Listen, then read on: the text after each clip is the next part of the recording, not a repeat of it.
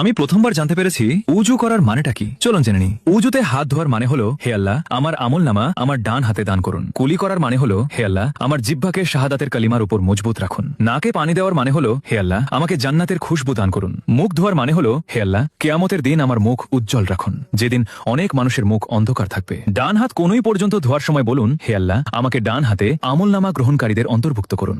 বাম হাত ধোয়ার সময় বলুন, হে আল্লাহ, আমাকে বাম হাতে আমলনামা গ্রহণকারীদের থেকে হেফাজত করুন। আর মনে রাখবেন, যে ব্যক্তি কোনো জ্ঞান গোপন করবে, কিয়ামতের দিন তার উপর গজব নেমে আসবে। তাই অন্যদেরও জানান এবং ভিডিওটি শেয়ার করুন।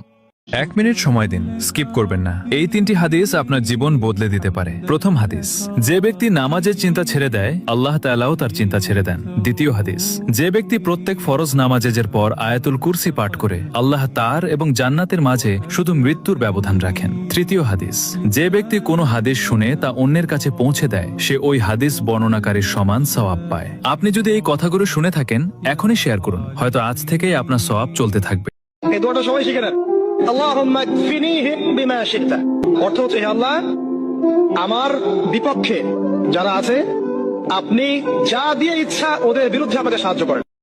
সবচেয়ে বুদ্ধিমান সে যে নিজের দোষ খোঁজে, নিজের সমালোচনা যে করতে পারে সেই সর্বাপেক্ষা বুদ্ধিমান।